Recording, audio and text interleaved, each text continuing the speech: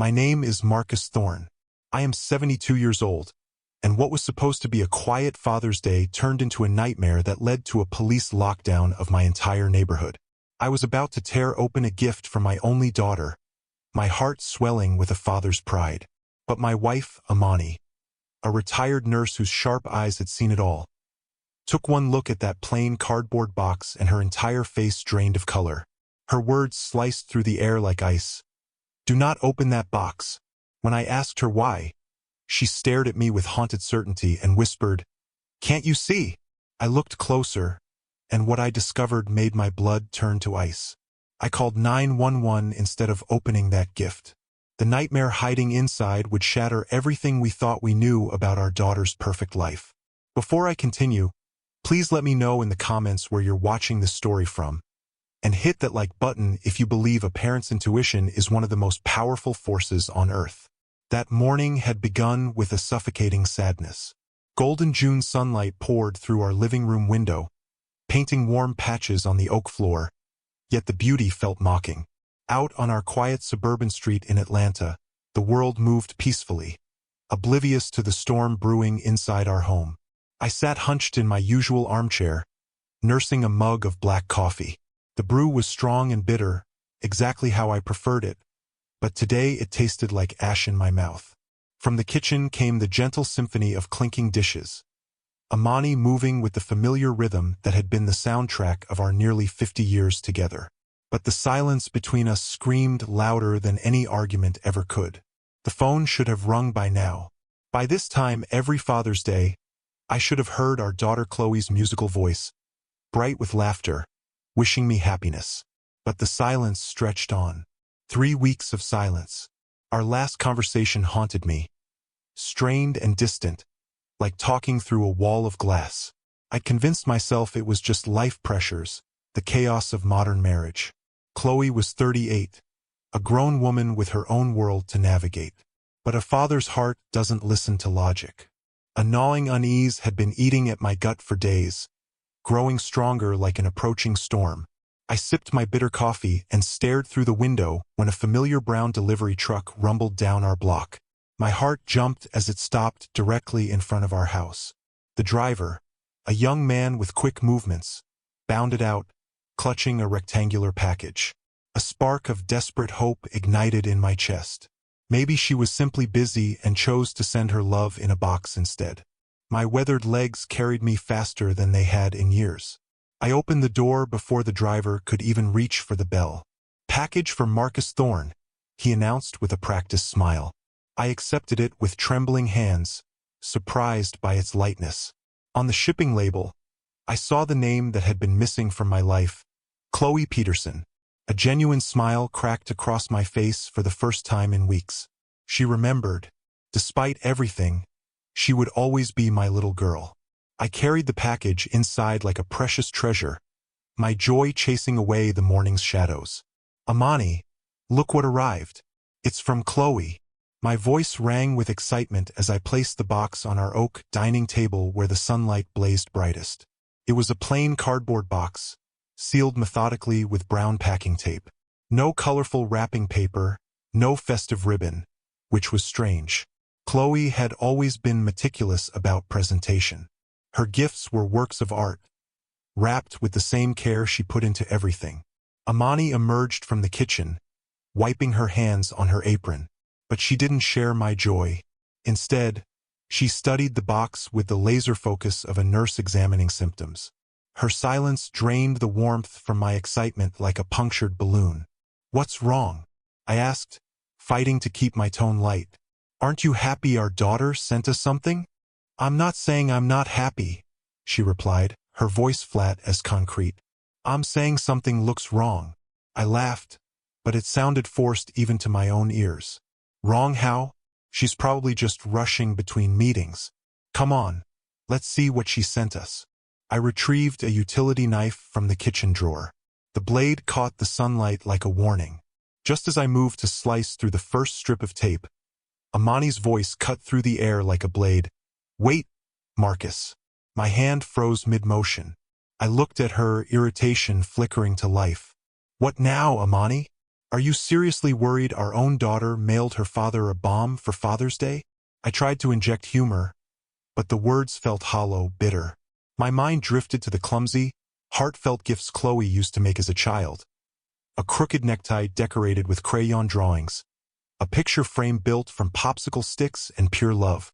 Those memories felt like they belonged to another lifetime, completely out of place in the cold tension that had invaded our home. Don't be ridiculous, Amani said, stepping closer to the table. I just want you to examine it carefully before opening it. I am looking, I snapped, my patience wearing thin. It's a box, a plain cardboard box. That's all I see. But Amani's gaze never wavered from the package, as if she possessed X-ray vision that could see through the cardboard to something sinister within. Her unshakable focus planted seeds of fear in my own heart. Look closely, Marcus, Amani repeated, pointing with a steady finger. Her voice wasn't commanding. It was pleading, desperate. I released a heavy sigh, frustration mounting. I'm 72 years old, Amani. My eyes aren't what they used to be. If you see something, just tell me what it is. I can't tell you, she replied, shaking her head with quiet determination. You have to see it yourself. My patience shattered.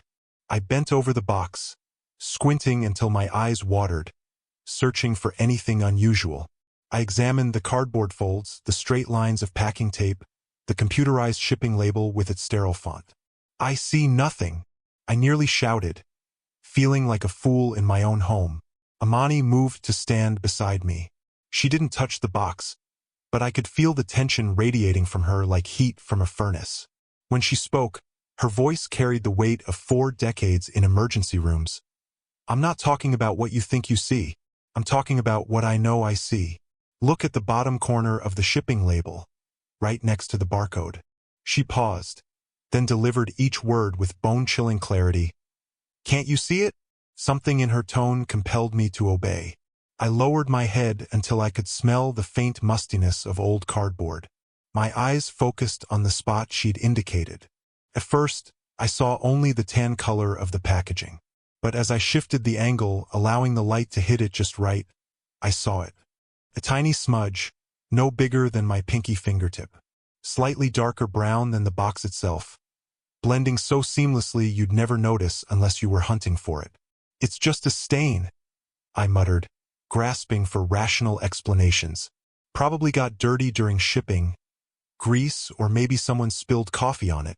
I looked up at Amani, searching her face for agreement, but she shook her head with the certainty of someone who had witnessed countless tragedies. No, Marcus. Her voice dropped to barely above a whisper, carrying decades of experience with injury and death. You're an engineer, you see numbers and blueprints. I was a nurse, I see people. I've witnessed this 1,000 times in the air.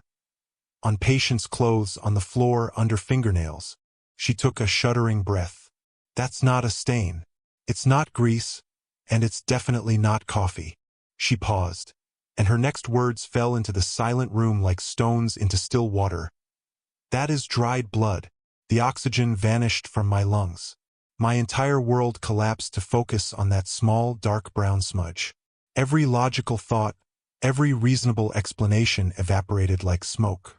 I stared at the package, and it was no longer a gift from my daughter. It had transformed into something menacing, a silent scream sitting on my dining room table. I stepped backward as if the box might strike like a snake. The morning's warmth disappeared, replaced by an arctic chill that crawled up my spine vertebra by vertebra. The silence stretched like a taut wire. Our grandfather clock, a wedding gift from my mother-in-law, suddenly sounded deafening, each tick hammering against my temples like a death march. Blood. The word echoed through my mind like a mantra of terror. I'd lived 72 years. I'd survived wars, watched society transform, built bridges from steel and dreams. I'd always believed in logic, in things that could be measured and proven. But in that moment, I chose to believe in something else entirely, the intuition of the woman who'd stood beside me for half a century. I looked into Amani's eyes and saw not panic, but terrifying certainty. My frustration evaporated, replaced by fear that gripped my heart like icy fingers. Not fear for myself, but soul-deep terror for Chloe. Why was there blood on her package? Was she hurt? Where was Ryan, her husband? A tornado of unanswered questions swirled through my mind. I stepped back from the table, regarding the box as if it were a coiled viper. I didn't argue anymore, didn't search for rational explanations. Sometimes the worst possibilities are the truest ones. I drew a deep breath to steady my voice and spoke with quiet conviction. You're right. Just 2 words, but they carried all my trust, all my love, all my faith in her wisdom. Amani nodded once, as if she'd known I would eventually see the truth. I met her eyes with steel in my voice. Call 911. Without hesitation, Amani turned to our old landline phone mounted on the kitchen wall. I watched her, my hands trembling at my sides. For 50 years, I'd witnessed this woman face every crisis life hurled at us with quiet strength I'd always admired, but never more than in this moment. Her fingers, the same ones that had soothed fevers and bandaged countless wounds, dialed the 3 numbers without a single tremor. When she spoke, it was with the voice of the registered nurse she'd been for 4 decades. Clear, steady, unshakable. Hello. I need to report a suspicious package. Her eyes found mine as she spoke, anchoring me to sanity. My name is Amani Thorne. My address is 4522 Magnolia Drive. She paused, listening to the dispatcher. Yes, that's correct. She drew a measured breath. We've received a package, a Father's Day gift from our daughter. I have reason to believe there's dried blood on the exterior. No, we haven't opened it. We haven't touched it since making this discovery. It's currently sitting on our dining room table. I listened in amazement at her composure. My own heart hammered against my ribs like a caged bird desperate for escape. The word blood reverberated through my skull like a funeral bell. I could already hear the sirens in my imagination, see flashing lights painting our peaceful suburban street in emergency colors. The thought of neighbors and their questions flickered through my mind but was instantly crushed by a much larger, colder fear. Terror for Chloe. What was happening to my daughter? Amani listened for another moment, her expression carved from stone. Yes, we'll be waiting outside. Thank you. She replaced the receiver with a soft click that sounded like thunder in the silence. She turned to face me fully, her dark eyes holding a universe of worry her voice had never betrayed. They're on their way, Marcus, she said simply. And with those words, the longest wait of my life began. We stepped outside into the warm Georgia morning.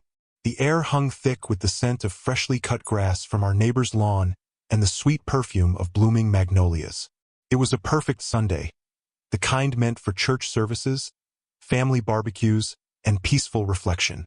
But for us, it felt like the deceptive calm before a devastating hurricane. We settled on the top step of our porch, the painted wood familiar and solid beneath us. I reached for Amani's hand, and her fingers intertwined with mine. A small, strong anchor in an ocean of mounting dread. Every car that turned onto our street made my head snap up like a startled deer. Every distant bird call sounded like an approaching siren.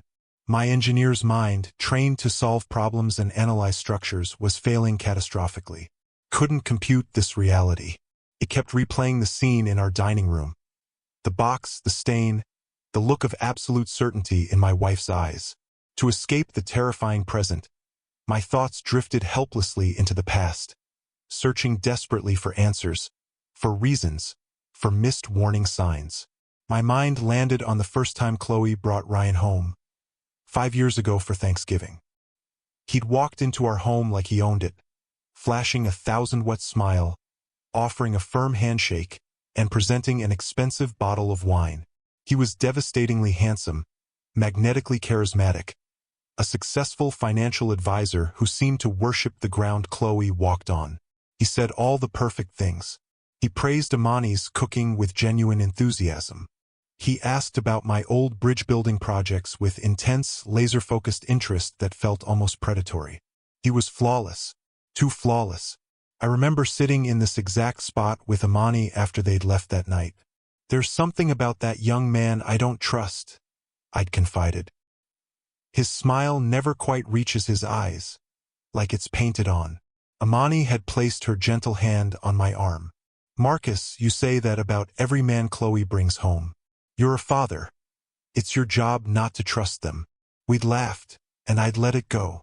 I convinced myself it was just paternal overprotectiveness.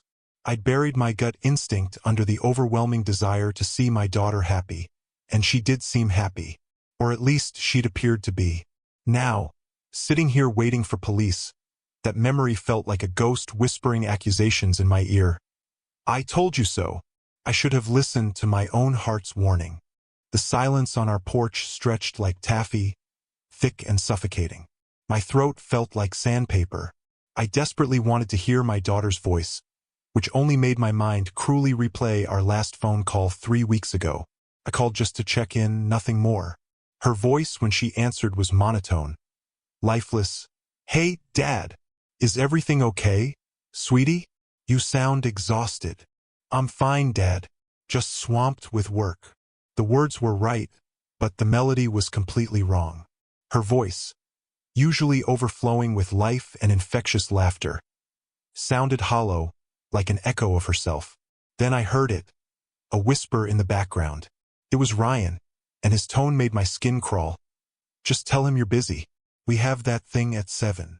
The whisper wasn't gentle or suggestive. It was a command, cold and controlling. What was that, Chloe? I'd asked, ice creeping up my spine.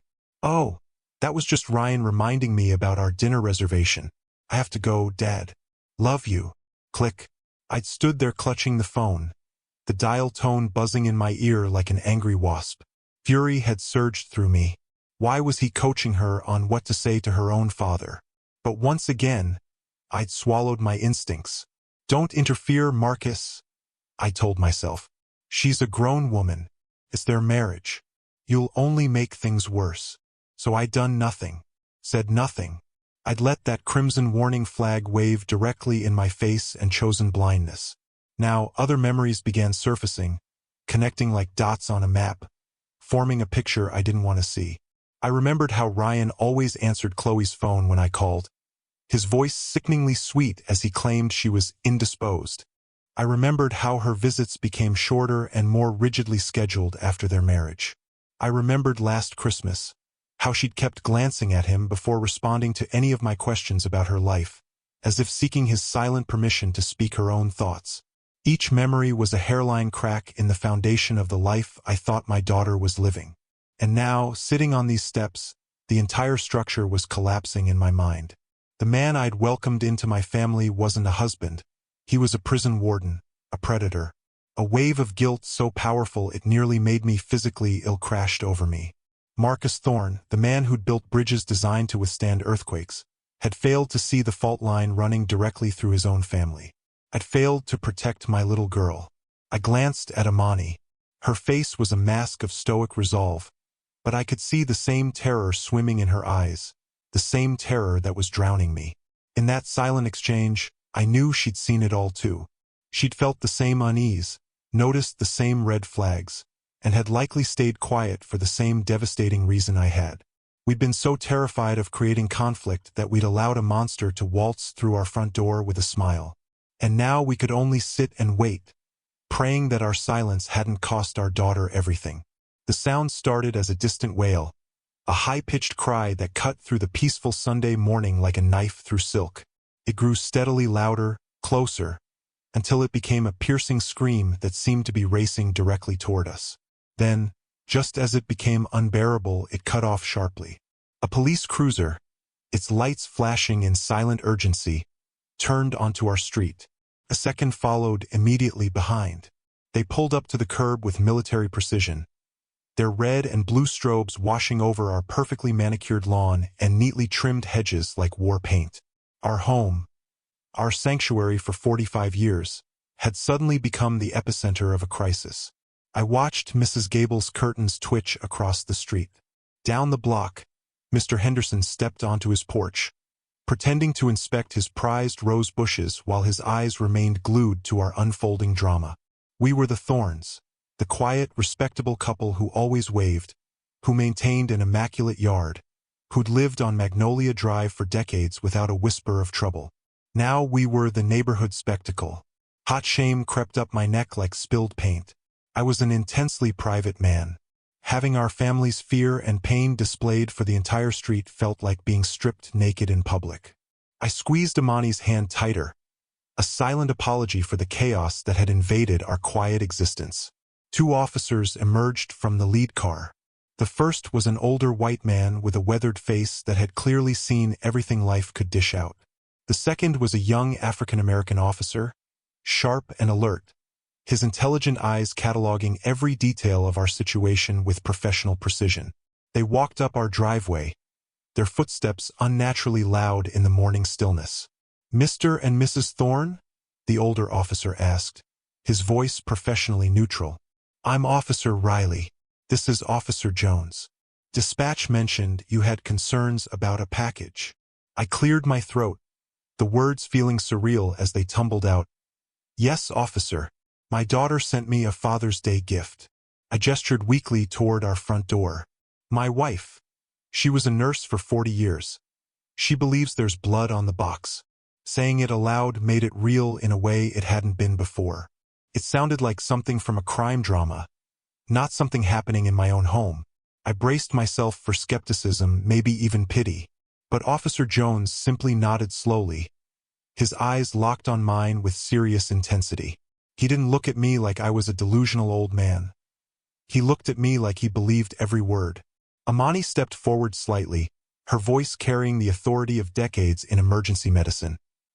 "I worked in the ER at Grady Memorial for my entire career, officer. I know what I saw." Her professional certainty gave weight to our incredible story in a way my words alone couldn't. Officer Riley studied us both, his expression unreadable. He exchanged a brief, silent glance with his partner. Some kind of law enforcement telepathy I couldn't decipher. "Okay, folks," he said finally. "We appreciate you calling this in and for not touching the package. You absolutely did the right thing."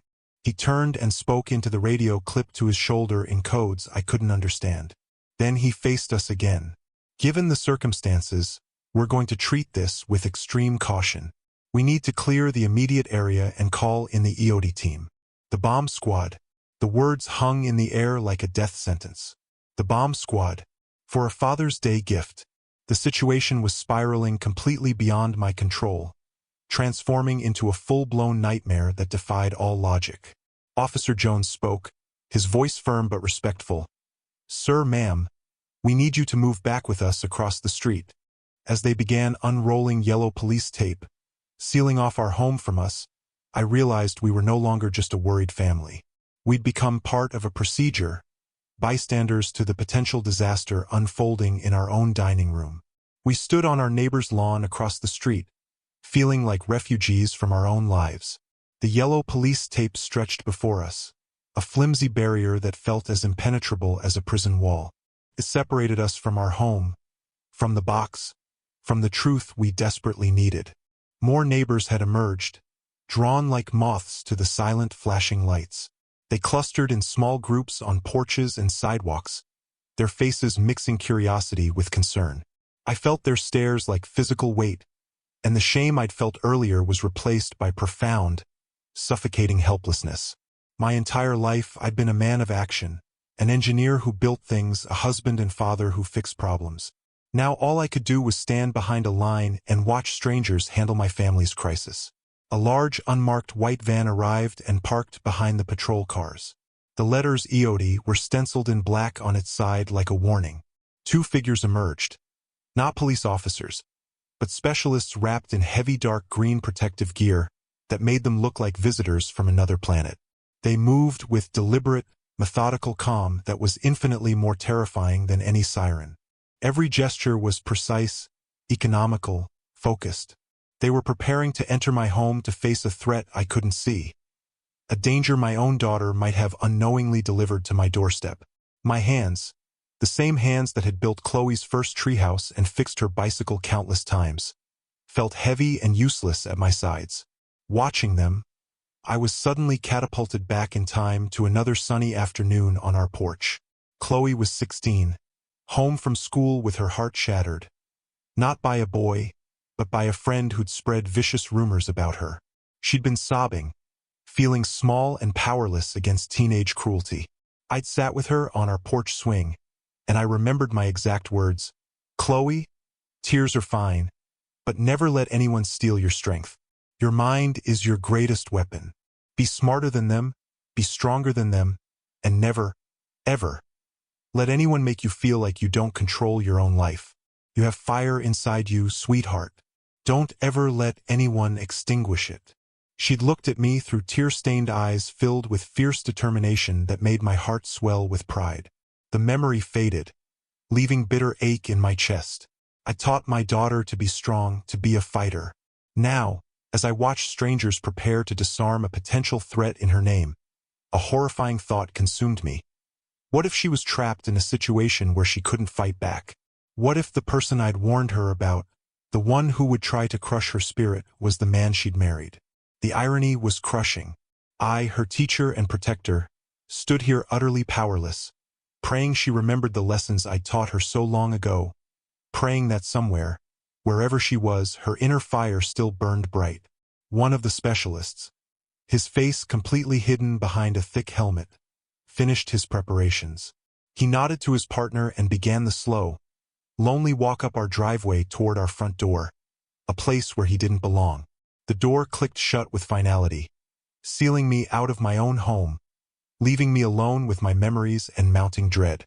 The wait stretched like an eternity. We stood frozen on our neighbor's lawn as minutes warped and twisted. The sun climbed higher, beating down on my neck, but I felt frozen to my core. My eyes never left our front door. I imagined the specialist inside, a faceless stranger moving through rooms I'd built with my own hands, approaching the box my daughter had sent. I held my breath with every tick of my watch, counting down to a future I couldn't predict. Finally, after what felt like a lifetime, the door opened. The specialist emerged, his helmet now removed, his face streaked with sweat but remarkably calm. He walked over to Officer Riley, and they spoke in low, clipped tones I couldn't decipher. Then Officer Riley turned and approached us. My heart lodged in my throat. He stopped a few feet away, his expression carefully neutral. "Mr. and Mrs. Thorne," he said. "Good news. The package is not an explosive device. It's completely safe." The words crashed over me like a tsunami of relief. My knees nearly buckled, and I leaned heavily against Amani as tension drained from my body so rapidly I felt dizzy. Safe. Not a bomb. Our daughter hadn't sent us a weapon. I looked at Amani and saw the same profound exhaustion in her eyes. We'd been spared the worst possible outcome. An officer removed the yellow tape, and we were allowed to return to our own home. It felt surreal, crossing our own street, walking up our own driveway as if we were visitors returning from exile. Inside, the house felt different, somehow violated. The box still sat on our dining room table, but now it was surrounded by officers like evidence in a crime scene. Officer Jones, the younger one, looked at us with genuine sympathy. "With your permission, we'd like to open it just to be thorough," he said. I could only nod, my throat too tight for words. He carefully slit the packing tape with a small knife and folded back the cardboard flaps. Other officers leaned in as my breath caught. He reached inside and pulled out the first item, a small, well-worn teddy bear with one missing button eye. Sunshine, Chloe's beloved childhood companion. My mind flooded with aching nostalgia.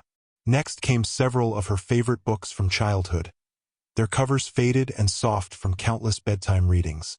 Finally, Officer Jones lifted out a thick, heavy photo album. He placed it on the table with reverence. That was it. The box was empty, just a collection of memories, a box of childhood treasures. The relief I'd felt was quickly poisoned by creeping embarrassment. I felt the weight of half a dozen police officers' stares. We'd summon them here, shut down our entire street, called in a bomb squad. For what? A teddy bear and some old photographs? I could already hear the neighbors' gossip. The crazy old Thorns, panicking over sentimental gifts. I glanced at Amani, doubt creeping in like fog. Was it possible she'd been wrong? That it really was just a coffee stain? For a moment, I felt crushing, confusing foolishness. Officer Riley cleared his throat gently. Well, it appears this was simply a misunderstanding, he said kindly. An unusual gift, certainly, but completely harmless. Tension evaporated from the room. Officers' shoulders relaxed as they prepared to leave, their radios already crackling with other, more pressing calls. It was over a false alarm. But as I stared at the pile of my daughter's childhood memories scattered across my dining room table, a new feeling settled in my gut. Not relief, not embarrassment, deep, bone-chilling confusion, because none of this made any sense. Just as the officers began gathering their equipment, a woman who'd been standing quietly in the background stepped forward. She wasn't in uniform. A woman in her late 40s with sharp, intelligent eyes that seemed to see beyond surfaces. Detective Harding, she introduced herself. She'd been called in, she explained, because any report involving potential blood automatically triggered higher-level review. While the other officers seemed satisfied this was a false alarm, Detective Harding was not. There was quiet intensity about her, focused calm that made every hair on my arms stand at attention. She approached our dining room table and picked up the photo album. The other officers had barely glanced at it, but she opened it with deliberate care, as if it were crucial evidence. I watched her flip past early pages filled with faded pictures of a little girl with bright, sparkling eyes. Pictures of Amani and me, younger and full of dreams. Birthday parties, family vacations, holiday celebrations. She didn't stop until she reached the final section, the years after Chloe met Ryan. She paused on a photo from their wedding day. I remembered that day vividly. Chloe looked like a fairy tale princess in her white dress, Ryan devastatingly handsome in his tuxedo. It had seemed like a perfect picture of happiness. Detective Harding held the album out for me to see. "Mr. Thorne?" she asked, her voice soft but penetrating. "Has your daughter always been this reserved?" I looked at the photo, really looked at it for the first time. I saw what she saw. Ryan's hand was on Chloe's waist, his fingers gripping just slightly too tightly, possessively. His smile was broad and confident, performed for the camera. But Chloe's smile was different, a perfect arrangement of her lips that never reached her eyes. Her eyes looked tired, strained. In that frozen moment, she looked less like a radiant bride and more like a beautiful, fragile doll being displayed for admiration. Reserved. That wasn't the word I would have chosen. Trapped felt more accurate. Cold knot formed in my stomach. Detective Harding placed the album down gently and turned her attention to the other items. Her gaze fell on old teddy bear Sunshine.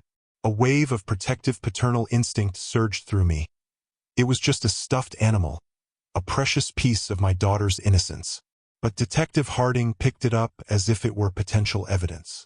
She turned it over and over in her hands, squeezed it gently, her expression growing more serious. The other officers were shifting restlessly, eager to leave, but the detective was in no hurry. "This bear," she said thoughtfully, "feels heavy for its size. Is there a music box inside, Mr. Thorne? Something that would add weight?" I shook my head, confusion mounting. "No, I bought it for her myself for her 5th birthday. It was just stuffing. I remember it being light as a feather." The room fell silent again. The easy, relaxed atmosphere that had filled the space moments before evaporated, replaced by thick, suffocating tension. "It's heavy," she said simply. The observation hung in the air, charged with terrifying new meaning. Officers Riley and Jones, who'd been ready to leave, were now watching the detective with renewed focus. Amani stepped closer to me, her hand finding mine again. The faint hope that this had all been a terrible mistake was completely extinguished, replaced by cold certainty that the real nightmare was only beginning. Detective Harding felt carefully along the seams on the bear's back, her fingers probing for any irregularity. After a long moment, she looked up, her sharp eyes meeting mine. "I think," she said, her voice low and deadly serious, "we need to take a closer look at this." Detective Harding's words erased any lingering hope that this was all a misunderstanding.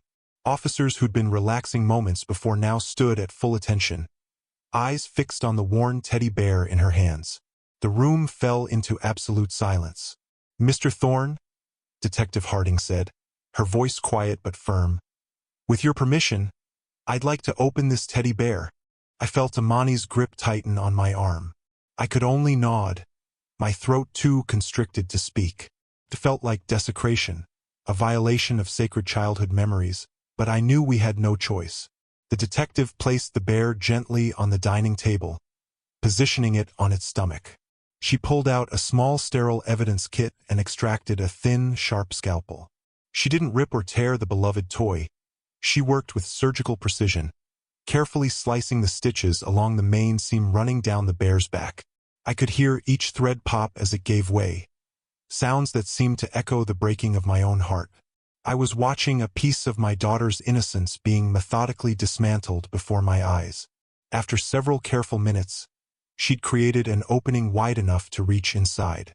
White cotton stuffing, packed tightly for over 30 years, spilled slightly onto the table. Detective Harding reached into the opening, her fingers disappearing into Sunshine's soft body. Her face remained professionally neutral, revealing nothing. After a moment of careful probing, she withdrew her hand. In her gloved fingers was a small, clear plastic baggie. Inside, I could see a small black rectangular object, an external hard drive. The sight was jarring, wrong, cold modern technology, hidden within the warm embrace of childhood comfort. It felt like discovering a tumor inside a healthy body. Detective Harding placed the baggie on the table, but she wasn't finished. She reached back inside the bear, and her fingers found something else. She pulled out a small, tightly folded piece of yellowed paper. With extreme care, she unfolded what appeared to be a single sheet torn from a small notebook. She read it silently first, and for the first time her professional composure cracked. A flicker of raw emotion, anger mixed with pity, crossed her face before she quickly suppressed it. She turned and handed the fragile paper to me. My hands trembled as I accepted it. The handwriting was messy, rushed, but unmistakably Chloe's. Only a few sentences, but they shattered my world. "Dad, Ryan has taken everything. He's watching me. Don't call. The password is the day you gave me Sunshine." The words blurred through my tears. Sunshine. My mind was violently ripped from this sterile, terrifying present and hurled back 33 years.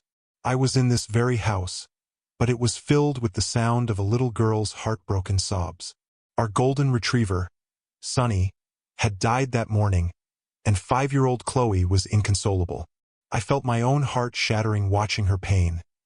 Pain I couldn't fix but couldn't bear to leave untreated.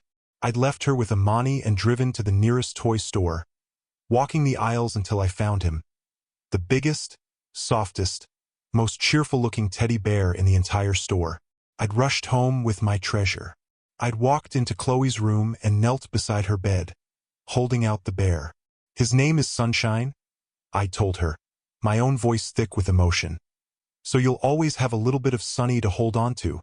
She'd looked at the bear, then at me, and her tiny arms had wrapped around my neck in the tightest hug I'd ever felt.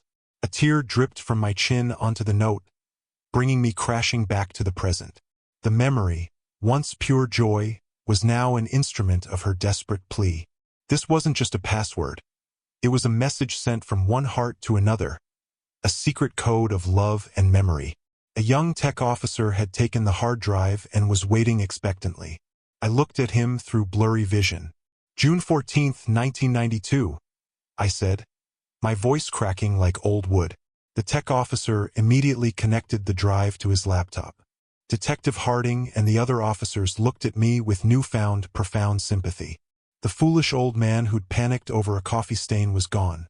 They were now looking at a father who'd just received an SOS from his daughter. The young tech officer typed in the password, that sacred date from our family's history, and hit enter. For a heart-stopping moment, nothing happened. Then folders and icons flooded the screen. "I'm in," the officer said, his voice dropping to barely above a whisper.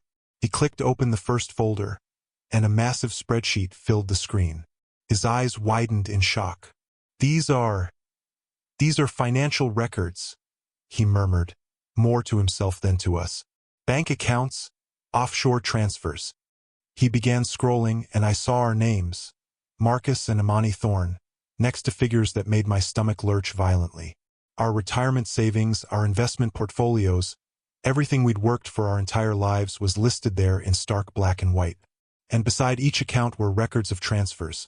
Small amounts at first, then progressively larger sums, all siphoned away through a complex web of shell corporations with names I'd never heard of. It had been happening for over a year. We'd been systematically bled dry without even knowing it. But our names weren't alone on that list.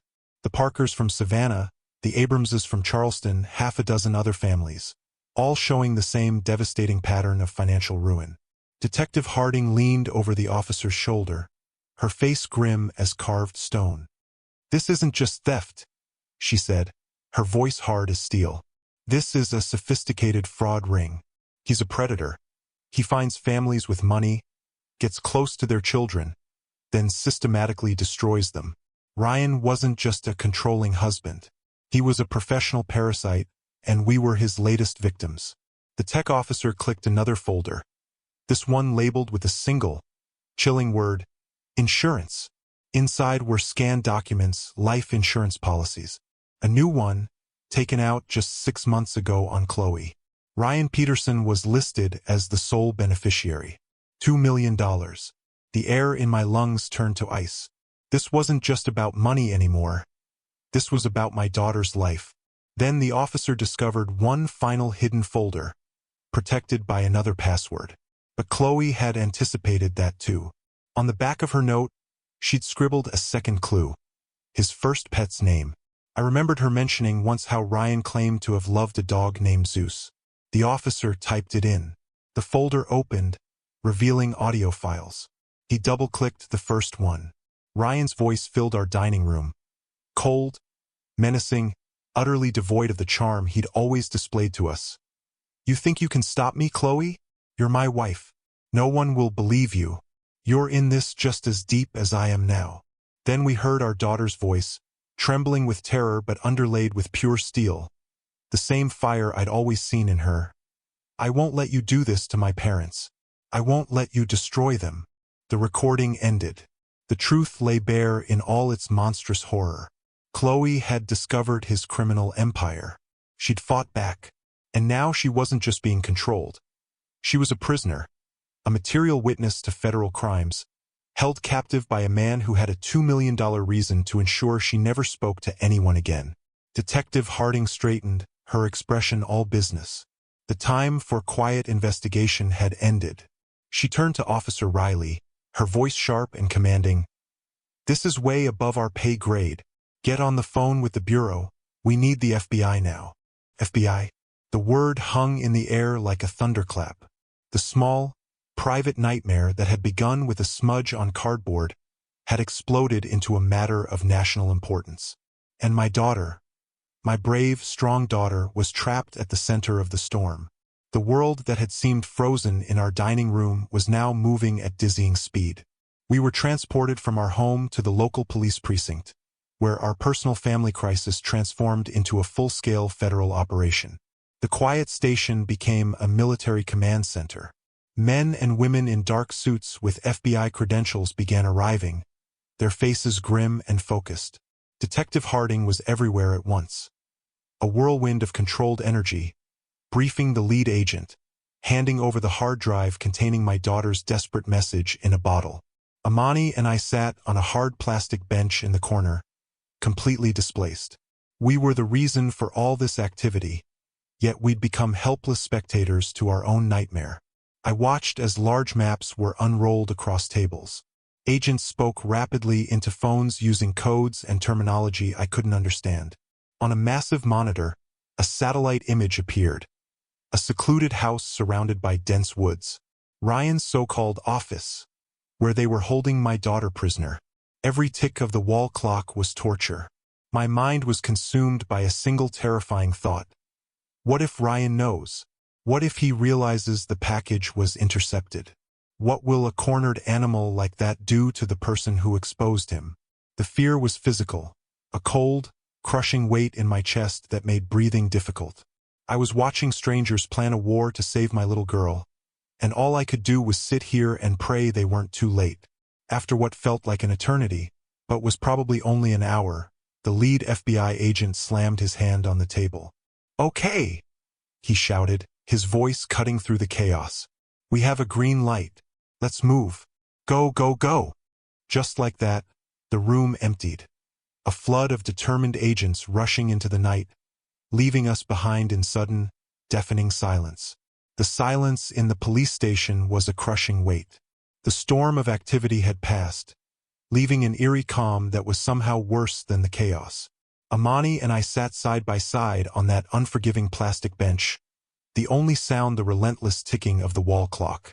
Every second that passed was another second my daughter remained in the hands of a monster. I stared at that clock, imagining the FBI team moving in, imagining guns and shouting and violence. My mind created 1,000 terrible scenarios, each ending in tragedy I knew I couldn't survive. I was a 72-year-old man, completely powerless, waiting for strangers to determine the fate of my only child. It was the purest form of agony I'd ever known. An hour crawled by, then another. Then a phone on a nearby empty desk began ringing. The sharp sound cut through the silence like a scream. A young officer at the front desk answered, listened for a moment, then his eyes found mine across the room. "Sir," he said, holding out the receiver. "It's for you, Detective Harding." My hand shook so violently I could barely take the phone. I pressed the cold plastic to my ear, my breathing loud and ragged in my head. "Hello," I managed to choke out. "Mr. Thorne, it's Detective Harding." Her voice was calm and professional, but underneath I could hear something else. Something that sounded like relief. "I have news." I held my breath, bracing for impact. "We have her, Mr. Thorne." The words were simple, direct. "Chloe is safe. She's with us." The force of those words hit me like a physical blow. The strength I'd been clinging to for hours simply evaporated. My legs gave way, and I collapsed back onto the bench, the phone still pressed to my ear. Safe. The word was a miracle, an answered prayer, the end of the nightmare. Tears I didn't know I'd been holding back began streaming down my face, hot and unstoppable. Detective Harding was still talking, explaining the raid, how Ryan had been taken into custody without incident, how Chloe was unharmed. But all I could hear were those two perfect words echoing in my mind. Chloe is safe. I turned to Amani, who was watching me with desperate hope carved into every line of her face. I couldn't form sentences. I could only mouth the words, "She's safe." Amani's iron facade, the strength that had held us both together all day, finally crumbled. A deep, wrenching sob escaped her as she covered her face with her hands. I dropped the phone and wrapped my arms around her, holding tight as she held me. We sat there, two old people crying in the middle of a police station, not with grief, but with the most overwhelming relief a human heart can contain. Our daughter was coming home. Detective Harding told us they were bringing Chloe to the station, so we waited. The agonizing fear was gone, but in its place was nervous, desperate anticipation that was almost as painful. Then a door at the end of the hallway opened. Detective Harding stepped through, and behind her was our daughter. She was pale and thin, with dark circles under her eyes that told stories of sleepless nights and constant terror. But she was walking on her own 2 feet. She was a survivor. For a moment, nobody moved. The entire world seemed to contract until there was nothing in it but the three of us. Then she saw us, and her name escaped my lips in a choked whisper, "Chloe." We met in the middle of the room, and I wrapped my arms around her, pulling her and Amani into an embrace that felt like coming home after years of exile. I could feel the sharp bones of her shoulders, the frantic beating of her heart against my chest. She was so fragile, yet I could feel incredible strength radiating from her core. She sobbed against my shoulder as we all cried together. A messy, beautiful flood of relief and love and healing. "I knew you would come for me," she whispered, her voice broken but fierce. "It's okay now, sweetheart," I told her, my own voice cracking. "You're safe. That's all that matters." Amani stroked her hair with infinite tenderness, her own tears falling freely. "I saw your message, baby," she said softly. "A mother always knows." In that embrace, surrounded by the cold, sterile walls of a police station, our family began to heal. This entire ordeal taught me a painful but vital lesson. Evil in our modern world rarely announces itself with thunder and lightning. It arrives wearing a charming smile, carrying perfect credentials, and offering reasonable explanations for every doubt we dare voice. We, as parents, want so desperately to see our children happy that we sometimes mistake a gilded cage for a beautiful home. We silence our own instincts to preserve peace, telling ourselves we're simply being overprotective or paranoid. But I've learned that a parent's gut feeling isn't an accusation. It's a compass. Ignoring it is a risk no family can afford to take. Trust your instincts. Listen to that inner voice. Sometimes the most dangerous predators are the ones who look exactly like the answer to our prayers. Have you ever had a gut feeling about someone that turned out to be right? Paste.txt